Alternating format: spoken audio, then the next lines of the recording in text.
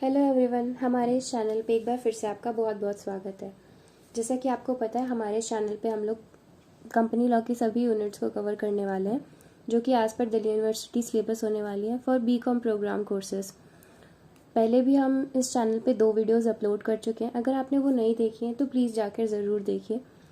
आज की इस वीडियो में जो चैप्टर हम लोग कवर करने वाले हैं वो है टाइप्स ऑफ कंपनीज़। तो सबसे पहले देख लेते हैं कि टाइप्स ऑफ कंपनीज को किस किस बेसिस पे कैटेगराइज किया जा सकता है। 7 बेसिस हो सकते हैं। फर्स्ट है according to mode of incorporation, second according to liability of members, third according to number of members, fourth according to management and control, fifth according to place of registration, sixth according to purpose, seventh according to size and functionality. अभी ये सारे basis हम detail में थोड़ा पढ़ते हैं। तो बढ़ते हैं हमारे फर्स्ट बेसिस ऑफ कैटेगराइजेशन की तरफ, जो कि है as per mode of incorporation. इसमें फर्स्ट आ जाता है स्टैट्यूटरी कंपनीज। ये वो कंपनीज होती है जिनका रजिस्ट्रेशन कंपनीज एक्ट 2013 या फिर कोई भी प्रीवियस कंपनी लॉ के अकॉर्डिंग ना होते हुए special act of central government के अंडर हुआ हो या फिर स्टेट लेजिस्लेचर के अंडर। इसमें एग्जाम्पल के तौर पे जैसे आरबीआई हो सकता है या एलआईसी वाली कंपनीज एक्सेट्रा। और इन कंपनीज को एमओएम मेमोरेंडम ऑफ आर्टिकल्स रखना भी मैंडेटरी नहीं होता और इनके नाम के पीछे लिमिटेड वर्ड भी ज़रूरी नहीं है। सेकंड आ जाती हैं रजिस्टर्ड कंपनीज। ये वो कंपनीज है जो कंपनीज एक्ट 2013 के अंडर रजिस्ट्रेशन करवा चुकी हैं अपना, और जितनी भी इंडिया में कंपनीज हैं वो सारी रजिस्टर्ड कंपनीज हैं except statutory. Basis of categorisation है as per liability of members. इसमें फर्स्ट आ जाता है लिमिटेड बाय शेयर्स।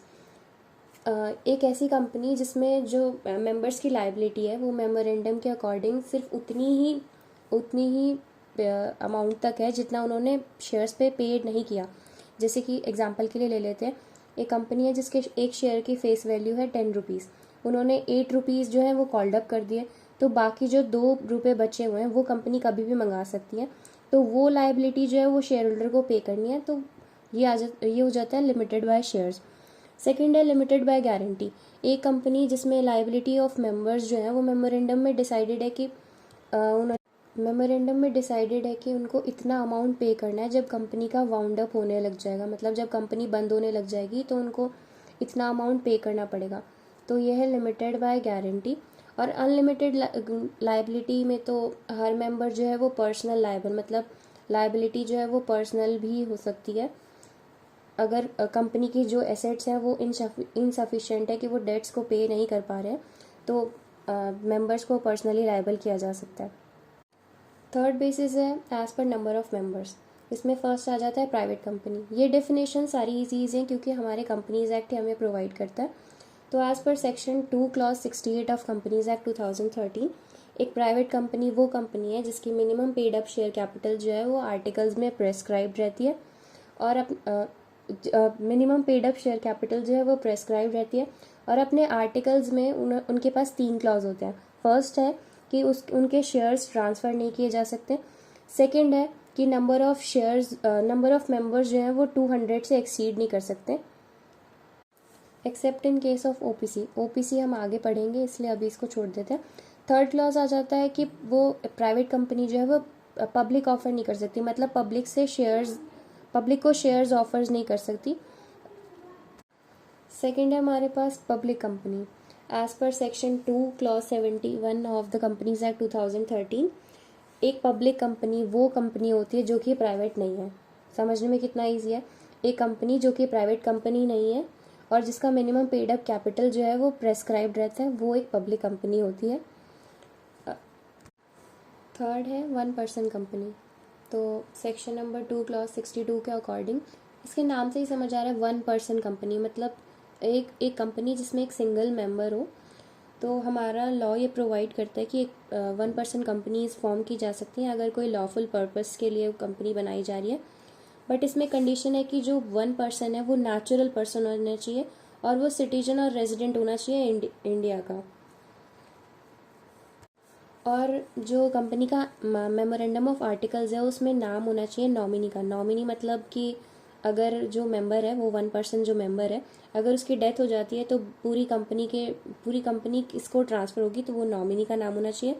और इस कंपनी का minimum paid up share capital जो है वो 50 लाख से एक्सीड नहीं करना चाहिए और टर्नओवर जो है वो 2 करोड़ रहनी चाहिए। इन कंसेप्ट को एक बार अच्छे से समझने के लिए हम एक बार ये डिफरेंस भी देख लेते हैं। प्राइवेट और पब्लिक कंपनी के बीच में ये डिफरेंस है। पहले प्राइवेट कंपनी के सारे पॉइंट्स को क्लियर कर लेते हैं, फिर पब्लिक कंपनी, फिर डिफरेंस अपने आप ही समझ आ जाएगा। तो प्राइवेट कंपनी में क्या क्या है कि अगर उसके शेयर्स को आपको ट्रांसफ़र करना है तो आपको बोर्ड ऑफ डायरेक्टर्स की परमिशन की रिक्वायरमेंट होगी। आप पब्लिक को सब्सक्रिप्शन के लिए इनवाइट नहीं कर सकते और सिक्योरिटीज़ जो है वो फिजिकल और डीमेट दोनों फॉर्म्स में इशू की जा सकती हैं। नंबर ऑफ़ मेंबर्स मिनिमम 2 और मैक्सिमम 200 और इसमें शेयर्स अलॉट किए जा सकते हैं। अगर आपको मिनिमम सब्सक्रिप्शन मनी ना भी मिली हो तो भी शेयर्स अलॉट किए जा सकते हैं। डायरेक्टर्स की रिक्वायरमेंट मिनिमम मतलब एटलीस्ट 2 डायरेक्टर्स तो होने ही चाहिए प्राइवेट कंपनी में। और ये डायरेक्टर्स लाइफ टाइम डायरेक्टर्स भी हो सकते हैं, मतलब इनका रोटेशन के उससे रिटायरमेंट ज़रूरी नहीं है। पब्लिक कंपनी की तरफ बढ़ते हैं जो कि जिसमें है कि शेयर्स जो है वो फ्रीली ट्रांसफरेबल है और पब्लिक को इनवाइट किया जा सकता है कि आप हमारे शेयर्स खरीदो। और सिक्योरिटीज़ जो है वो डीमेट फॉर्म में ही होती हैं। नंबर ऑफ़ मेंबर्स मिनिमम 7 और मैक्सिमम कितने भी। और इसमें शेयर्स अलॉट नहीं किए जा सकते अगर आपको मिनिमम सब्सक्रिप्शन ना मिली हो तो। डायरेक्टर्स एटलीस्ट 3 आर रिक्वायर्ड और जो पूरी डायरेक्टर्स की टीम है उसमें से 2/3 ऑफ डायरेक्टर्स का रिटायरमेंट होता रहेगा बाय रोटेशन हर एनुअल जनरल मीटिंग में। कुछ छोटे मोटे कंसेप्ट और बच जाते हैं, जैसे कि प्राइवेट कंपनी को पब्लिक कंपनी में हम कन्वर्ट भी कर सकते हैं। उसके लिए क्या क्या करना पड़ेगा, पहले तो अपने आर्टिकल्स को वो ऑल्टर करेगी क्योंकि उसमें जो 3 क्लॉज ऐड थे वो हट जाएंगे। वो 3 क्लॉज कौन कौन से थे? फर्स्ट क्लॉज था कि ट्रांसफ़र उनके शेयर्स उनके ट्रांसफ़र नहीं किया जा सकता, उस पर रेस्ट्रिक्शन थी। सेकेंड, नंबर ऑफ़ मेंबर्स 200 क्योंकि पब्लिक कंपनी में तो number of members maximum limit कोई होती ही नहीं है, इसलिए वो क्लॉज भी हटाना पड़ेगा। और थर्ड, प्रोहिबिट्स पब्लिक ऑफर क्योंकि अब वो पब्लिक कंपनी बन रही है तो पब्लिक ऑफर तो दे ही सकती है, तो उसको अपने आर्टिकल्स को ऑल्टर करना पड़ेगा और एक स्पेशल रेजोल्यूशन पास करना पड़ेगा सभी मेंबर्स को कि अब उनको बताना तो पड़ेगा ना कि कंपनी कन्वर्ट की जा रही है। अब फॉर्म INC 27 में जो हमने ऑल्टर्ड किए हुए आर्टिकल्स हैं प्लस जो स्पेशल रेजोल्यूशन हमने पास किया था उसको हमें ROC को सबमिट करना पड़ेगा। कब करना पड़ेगा? जब आपने रेजोल्यूशन पास किया था उसके 15 दिन के अंदर ही अंदर आपको ये सब चीज़ें जो है ROC को सबमिट करनी होती है। प्राइवेट कंपनी को तो पब्लिक में कन्वर्ट कर लिया, अब पब्लिक कंपनी भी प्राइवेट में कन्वर्ट की जा सकती है। अब पब्लिक कंपनी मतलब बड़ी कंपनी है तो थोड़ा इसके कन्वर्जन का कॉम्प्लेक्स प्रोसीजर भी होगा। तो फर्स्ट है altering articles to include restrictions of private company. तो उसमें हमने वो 3 क्लॉज हटाए थे तो इसमें वो 3 क्लॉज ऐड भी करने पड़ेंगे क्योंकि अब ये तो प्राइवेट कंपनी बनने वाली है। फिर उसी की तरह इसमें भी एक स्पेशल रेजोल्यूशन पास करना पड़ेगा।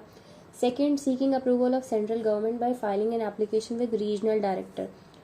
बड़ी कंपनी है तो सेंट्रल गवर्नमेंट का अप्रूवल भी लगेगा और इसमें प्रेस्क्राइब्ड फीस के साथ वो अप्रूवल सीख करेंगे। थर्ड है declaring that number of members should be limited to 200। जो नंबर ऑफ मेंबर्स अनलिमिटेड थे अब उनको लिमिट करके 200 किया जाएगा। और यहाँ पे नंबर ऑफ पब्लिक मनी नहीं है, no public money will be accepted in violence of this act. और अब वो प्राइवेट कंपनी बन गई है तो रेस्ट्रिक्शन लग गया पब्लिक ऑफर पे, तो अब कोई भी पब्लिक मनी नहीं ली जाएगी। और filing a copy of central government approval plus copy of articles of association plus copy of special resolution within 15 days of passing resolution to ROC। मतलब इसमें भी ROC को, रजिस्ट्रार ऑफ कंपनीज को, ये सारे डॉक्यूमेंट्स जो है file करने पड़ेंगे और इसमें भी टाइम लिमिट 15 days ही है। अब हमारा फोर्थ बेसिस ऑफ कैटेगराइजेशन है according to management and control. First आ जाता है इसमें होल्डिंग कंपनी। होल्डिंग कंपनी हमारे BCom के सिलेबस में सिर्फ इतना है कि होल्डिंग कंपनी वो कंपनी है जिसकी कोई सब्सिडरी कंपनी हो। होल्डिंग से ये समझ आता है कि वो किसी और कंपनी पे अपना डोमिनियन सेट कर रही है, तो होल्डिंग कंपनी वो कंपनी है जिसकी कोई सब्सिडरी कंपनी हो। अब चलते हैं सब्सिडरी कंपनी की तरफ। सब्सिडरी कंपनीज में वो हो जाती है जिसमें कि होल्डिंग कंपनी जो उसको सारा कंपोजिशन कंट्रोल करता हो। कंपोजिशन किस चीज़ का? बोर्ड ऑफ डायरेक्टर्स का। और उसमें जो more than half of the total voting powers है वो भी होल्डिंग कंपनी के ही हाथों में होती है। अब हमारी नेक्स्ट कंपनी है गवर्नमेंट कंपनी। गवर्नमेंट कंपनी वो कंपनीज होती हैं जिसके 51% से ज़्यादा शेयर्स या तो सेंट्रल गवर्नमेंट के हाथ में या फिर स्टेट गवर्नमेंट या फिर दोनों को मिला के, मतलब स्टेट गवर्नमेंट के हाथ में भी और सेंट्रल गवर्नमेंट के हाथ में भी। और अगर गवर्नमेंट कंपनी की कोई सब्सिडरी कंपनी है तो उसे भी गवर्नमेंट कंपनी ही बोला जाएगा। और बाकियों की तरह जैसे पब्लिक और प्राइवेट को कन्वर्ट किया जा सकता है, वैसे ही गवर्नमेंट कंपनी को भी प्राइवेट या पब्लिक कंपनी में कन्वर्ट किया जा सकता है। नेक्स्ट है एसोसिएट कंपनी। एसोसिएट कंपनी वो कंपनी है जिसमें दूसरी कंपनी का सिग्निफिकेंट इन्फ्लुएंस हो। सिग्निफिकेंट इन्फ्लुएंस से हमारा मतलब है कि एटलीस्ट 20% जो वोटिंग पावर्स हैं वो दूसरी कंपनी के हाथ में है, और उसी कंपनी का एसोसिएट कंपनी पे कंट्रोल भी है। इसमें जॉइंट वेंचर कंपनीज भी आ जाती हैं। अब हमारा फिफ्थ बेसिस ऑफ कैटेगराइजेशन है according to place of registration. उसमें फर्स्ट आ जाता है इंडियन कंपनी। इंडियन कंपनी में वो सारी कंपनीज आती हैं जो कंपनीज एक्ट 2013 या फिर कोई भी प्रीवियस कंपनी लॉ के अंडर इनकॉर्पोरेट हुई हैं, मतलब जिनका भी रजिस्ट्रेशन कंपनीज एक्ट के अकॉर्डिंग हुआ है, वो सारी इंडियन कंपनीज हैं। सेकेंड है फॉरेन कंपनी। फॉरेन कंपनी से ही मतलब वर्ड से ही समझ आ रहा है कि जिनका इनकॉर्पोरेशन इंडिया से बाहर हुआ, बट इसमें दो कंडीशंस है कि या तो उसका प्लेस ऑफ बिजनेस इंडिया में होना चाहिए, या तो नहीं, मतलब दोनों कंडीशंस फुलफिल करनी चाहिए। एक तो उसका प्लेस ऑफ बिजनेस इंडिया में होना चाहिए, या तो फिजिकली या फिर इलेक्ट्रॉनिकली। सेकंड, वो कोई भी बिजनेस एक्टिविटी इंडिया में कंडक्ट करते हो। इसमें एग्जांपल के तौर पे हम माइक्रोसॉफ्ट और एप्पल को ले सकते हैं। अब हमारा सिक्स बेसिस ऑफ कैटेगराइजेशन है अकॉर्डिंग टू पर्पस। इसमें फर्स्ट आ जाते हैं प्रोड्यूसर कंपनी पे। As per section 378 clause A of the companies act 2013, producer company वो कंपनीज होती है जिनके ऑब्जेक्टिव्स जो हैं वो ऑलरेडी सेक्शन 378 बी में स्पेसिफाइड है, मतलब वो वर्क उसके अकॉर्डिंग करती हैं, उस सेक्शन के अकॉर्डिंग। तो इसमें वो कंपनीज आ जाती हैं जिनका मेन पर्पज़ है, मेन ऑब्जेक्टिव ही एग्रीकल्चरल प्रोड्यूस है या फिर फॉरेन प्रोड्यूस या फिर कोई भी लोकल प्रोड्यूस। अब सेकंड आ जाते हैं non profit organization. Non profit organization section 8 में डिफाइंड है। कोई भी बॉडी कॉरपोरेट जिनका ऑब्जेक्टिव ही है कि म्यूचुअल बेनिफिट के लिए। यहाँ पे एनजीओ और एनपीओ में कंफ्यूज नहीं होना है आपको। एनजीओ और एनपीओ दोनों अलग अलग चीज़ें हैं। एक नॉन प्रॉफिट ऑर्गेनाइजेशन का मेन ऑब्जेक्टिव ही सिर्फ सोशल वेलफेयर होता है, कोई भी प्रॉफिट में कोई शेयर नहीं होता इसके मेंबर्स में। अब हमारा सेवन्थ बेसिस है according to size and functionality. इसमें दो टाइप्स ऑफ कंपनीज आ जाती हैं। फर्स्ट है small company. Small company means a company other than a public company. और इसमें दो कंडीशंस होती हैं कि उसका पेड अप शेयर कैपिटल जो है या तो 50 लाख या फिर कोई भी मिनिमम इससे कोई हायर अमाउंट जो भी प्रेस्क्राइब की गई हो, पर ये हायर अमाउंट जो है वो 10 करोड़ से ऊपर नहीं होनी चाहिए। सेकंड है टर्नओवर जो है जिसका एक्सीड ना करे 2 करोड़ से या फिर कोई भी हायर अमाउंट, पर ये हायर अमाउंट जो है वो 100 करोड़ से ज़्यादा नहीं होना चाहिए।